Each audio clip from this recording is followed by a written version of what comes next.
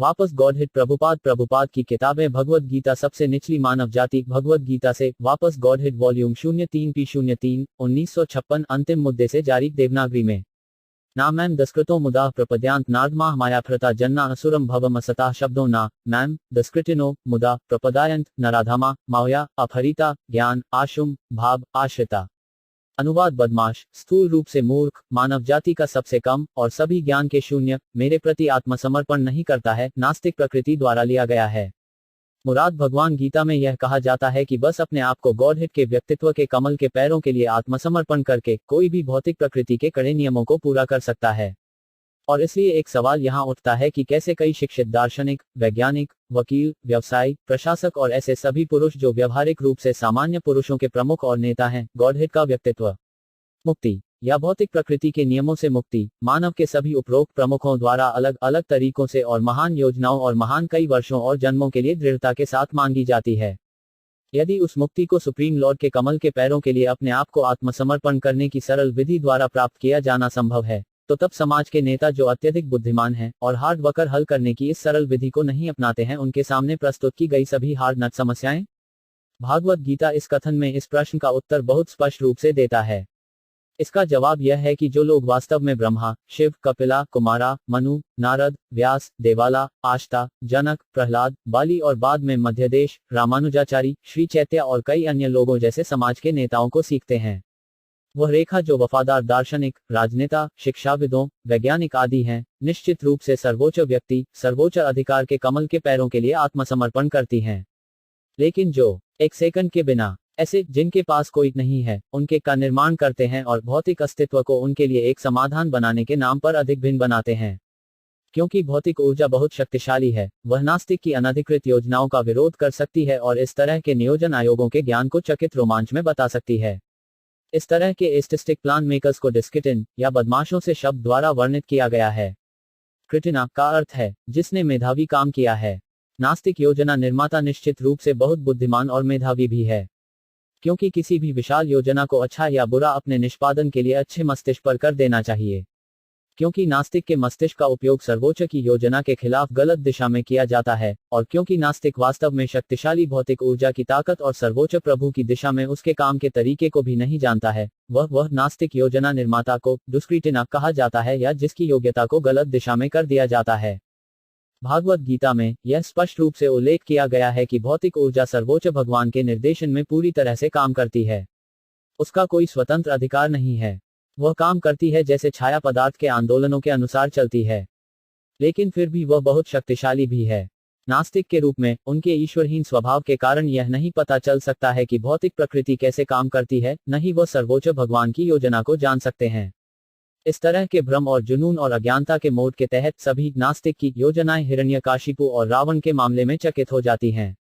उनकी सभी योजनाओं को धूल में तोड़ दिया गया था हालांकि दोनों को भौतिक रूप से सीखा गया था वैज्ञानिक दार्शनिक प्रशासक और शिक्षाविद आदि। इस तरह के दुष्कृतिनस या बदमाश चार अलग अलग पैटर्न के हैं जैसा कि नीचे उल्लेख किया गया है। एक मुद्या जो स्थूल रूप से मूर्ख हैं जैसे कि कड़ी मेहनत के जानवरों की तरह। वे अपने श्रम के फलों का आनंद लेना चाहते हैं खुद से और सर्वोच्च के लिए उनके साथ भाग नहीं लेना चाहते हैं। बर्डन के जानवर का विशिष्ट उदाहरण एक गधा है। यह विनम्र प्राणी अपने मास्टर द वॉशमैन के भ्रम की विधि से बहुत मेहनत करने के लिए बनाया गया है। गधा नहीं जानता कि वह किसके लिए दिन रात इतनी मेहनत करता है। वह अपने पेट को घास भोजन के एक बंडल के साथ भरकर संतुष्ट रहता है। वॉशमैन द्वारा पीटने के डर से थोड़ी देर के लिए सो रहा है और विपरीत पार्टी द्वारा बार बार लात मारने के जोखिम पर भी अपने सेक्स अपीलिय को संतुष्ट करके। गधा कुछ समय के लिए कविता और दर्शन भी गाता है। पूरे तिमाही में एक पागल गड़बड़ी पैदा करता है। यह मूर्खतापूर्ण कार्यकर्ता की स्थिति है जो नहीं जानता कि उसे किसके लिए काम करना चाहिए। वह नहीं जानता कि कर्म याचना के लिए है। यज्ञार्थ कर्म। जब भी आप इस तरह के मूर्ख कार्यकर्ता से मिलते हैं तो अपने स्वनिर्मित कर्तव्यों के बोझ को साफ करने के लिए बहुत कठिन दिन रात काम करते हैं। आप उसे यह कहते हुए पाएंगे कि उसके पास जीवित होने के अमर हिस्से के बारे में कुछ भी सुनने का समय नहीं है। इस तरह के मुद्दों के लिए भौतिक लाभ जो विनाशकारी हैं सभी में हैं हालांकि मुद्दा अपने श्रम के फल के बहुत छोटे अंश का आनंद लेती है। इस तरह के मूर्खतापूर्ण कार्यकर्ता एक साथ दिनों और महीनों तक सोने के बिना भी संतुष्ट रहेगा और कुछ अपचीय बीमारी के कारण भोजन के बिना व्यवहारिक रूप से संतुष्ट रहेगा और फिर भी वह घर और विदेश में अपने बनाए गए स्वामी के लाभ के लिए दिन रात कड़ी मेहनत करना चाहेगा। अपने असली गुरु के ज्ञान के बिना मूर्ख कार्यकर्ता किसी ऐसी चीज के लिए अपना मूल्यवान समय बर्बाद कर देगा जो उसका गुरु नहीं है। यह उसका भ्रम है और वह कभी भी सभी मास्टर्स के सर्वोच्च गुरु के सामने आत्मसमर्पण नहीं करेगा, नहीं उसके पास उचित चैनल में अपने असली गुरु के बारे में सुनने का समय होगा। रात की मिट्टी को खाने वाले सुअर को चीनी और घी से बने मीठे मीट को स्वीकार करने की परवाह नहीं होगी।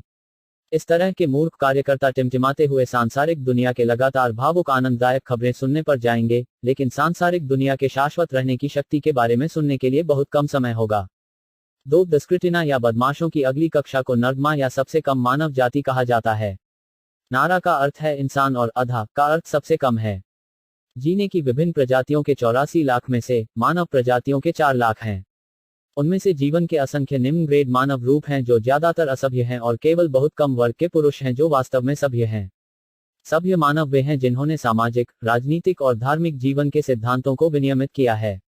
जो सामाजिक और राजनीतिक रूप से विकसित हैं, लेकिन उनके पास कोई धार्मिक सिद्धांत नहीं है, उन्हें नरधामों के बीच गिना जाना चाहिए। ईश्वर के बिना धर्म कोई धर्म नहीं है, क्योंकि धर्म के सिद्धांतों का अनुसरण करने का उद्देश्य सर्वोच्च सत्य और उसके साथ हमारे संबंध को जानना है। भगवान गीता में गॉडहेड के व्यक्तित्व ने स्पष्ट रूप से परिभाषित किया है कि उनके अधिकार के ऊपर कुछ भी नहीं है और इसलिए वह सर्वोच्च सत्य हैं। और मानव जीवन का सभ्य रूप उनकी शाश्वत की खोई हुई चेतना को पुनर्जीवित करने के लिए है, सर्वोच्च सत्य के साथ संबंध। गॉडहेड श्री कृष्ण सभी शक्तिशाली का व्यक्तित्व। जीवन का सभ्य मानव रूप गॉडहेड में वापस जाने का एक मौका है और जो भी इस मौके को खो देता है उसे नरधामा के रूप में वर्गीकृत किया जाता है। हमें प्रकट शास्त्रों से जानकारी मिलती है कि मां के गर्भ में जब बच्चा बिना किसी चलती सुविधा के अत्यधिक कठिन स्थिति में रहता है, तो जीवित बच्चा उसके उद्धार के लिए भगवान से प्रार्थना करता है और जैसे ही वह बाहर होता है, उसे अकेले ही पूजा करने का वादा करता है। जब वह कठिनाई में होता है, तो ईश्वर से प्रार्थना करने के लिए हर जीवित होने की एक स्वाभाविक प्रवृत्ति है, क्योंकि वह ईश्वर के साथ सदा से संबंधित है। लेकिन उनके उद्धार के बाद बच्चा जन्म की कठिनाइयों को भूल जाता है और अपने उद्धारकर्ता को भी माया, ब्रह्मपूर्ण सामग्री ऊर्जा से प्रभावित करता है। यह बच्चों के संरक्षक का कर्तव्य है कि वे उनमें दिव्य चेतना को पुनर्जीवित करें।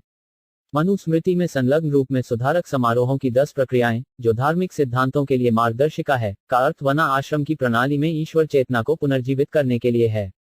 दुनिया के किसी भी हिस्से में अब कुछ भी कड़ाई से पालन नहीं किया गया है और इसलिए 99.9% आबादी नरधामा है। श्री चैतन्य महाप्रभु भागवत धर्म या भक्तों की गतिविधियों के प्रचार के मोड में लोगों को गॉडहेड के व्यक्तित्व के संदेश को विनम्रतापूर्वक सुनने की सिफारिश की है। इस संदेश की प्राथमिक पुस्तक भगवान गीता है। वह केवल इस विनम्र सुनवाई प्रक्रिया द्वारा इंसान का सबसे निचला हिस्सा दे सकता है, लेकिन दुर्भाग्य से वे इन संदेशों के लिए एक भयावह रिसेप्शन देने से इनकार करते हैं और सर्वोच्च भगवान की इच्छा के लिए आत्मसमर्पण करने की बात क्या करते हैं। नरधामा या मानव जाति का सबसे निचला हिस्सा इंसान के कर्तव्य की एक लापरवाही करता है। 3 दुष्कृतिना या बदमाश की अगली कक्षा को माव या अपहारिता ज्ञान या वह व्यक्ति कहा जाता है, जिसके सभी एरुडाइट ज्ञान को भ्रामक सामग्री ऊर्जा के प्रभाव से शून्य कर दिया गया है। वे ज्यादातर गलत दिशा में बहुत सीखे हुए फेलो हैं।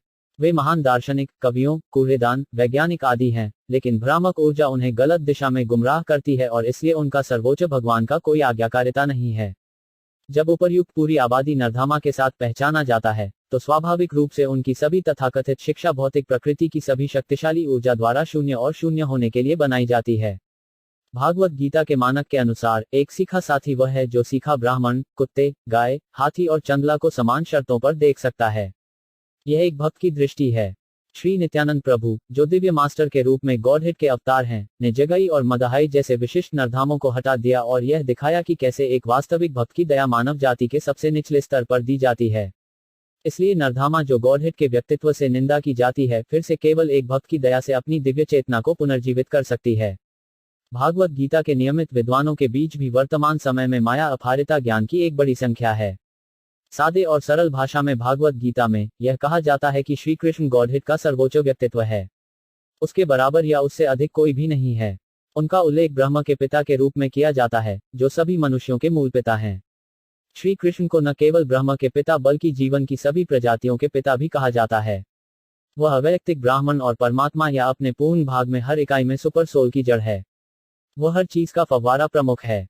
सभी को सलाह दी जाती है कि वे श्री कृष्ण के कमल के पैरों को आत्मसमर्पण करें। इन सभी स्पष्ट बयानों के बावजूद मौर्य अपारिट जनना अपने स्वयं के कल्पनाशील तरीके से बच गया। स्पष्टीकरण के इस तरह के कल्पनाशील तरीके से सभी अनधिकृत हैं क्योंकि वे वास्तविक परंपरा लाइन या अनुशासन उत्तराधिकार में प्राप्त नहीं होते हैं। इस तरह के माया अपहारिता ज्ञान को मुधस के रूप में भी वर्णित किया जाता है क्योंकि वे सर्वोच्च भगवान के व्यक्ति को एक इंसान की तरह उसकी विशेषता के लिए देखते हैं। वे नहीं जानते कि जीवन के धन्य मानव रूप को सर्वोच्च भगवान के शाश्वत और पालौकिक विशेषता के बाद डिजाइन किया गया है। परंपरा सिस्टम के दायरे के बाहर माया अपहारिता ज्ञान के वर्ग द्वारा ऐसी सभी अनधिकृत व्याख्याएं हैं। आध्यात्मिक समझ के मार्ग में इतने सारे ठोकरें हैं। ऐसे नरधामों ने श्री कृष्ण के कमल के पैरों को आत्मसमर्पण नहीं किया और न ही वे दूसरों को ऐसे सिद्धांतों का पालन करना सिखाते हैं। दूसरे शब्दों में यह वर्ग नास्तिक सही है। उनमें से कुछ का तर्क है कि सर्वोच्च भगवान इस भौतिक दुनिया में कभी नहीं आ सकते हैं, लेकिन वे किसी भी ठोस कारण देने में असमर्थ हैं कि वह नास्तिक की इच्छा से क्यों सक्षम नहीं है। ऐसे अन्य लोग हैं जो उसे अवैयक्तिक सुविधा के अधीन कर देंगे, हालांकि इसके विपरीत भागवत गीता में कहा गया है। गॉडहेड के सर्वोच्च व्यक्तित्व के लिए ईर्ष्यालु नास्तिक अपने कल्पनाशील मस्तिष्क के कारखाने में कई अवैध रूप से निर्मित अवतार पेश करेगा। ऐसे व्यक्ति जिनके जीवन का बहुत सिद्धांत गॉडहेड के व्यक्तित्व को कम करना है, वे श्री कृष्ण के कमल के पैरों के लिए आत्मसमर्पण नहीं कर सकते।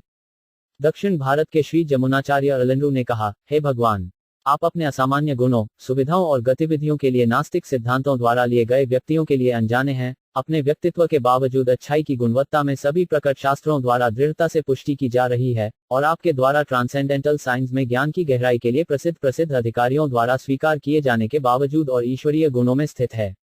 इसलिए 1 बदमाश, 2 सकल मूर्ख व्यक्ति, 3 मानव जाति का सबसे कम, 4 नास्तिक सिद्धांत। जैसा कि ऊपर उल्लेख किया गया है, सभी शास्त्रों के बावजूद गॉडहेड का व्यक्तित्व और शब्दों का समर्थन करता है।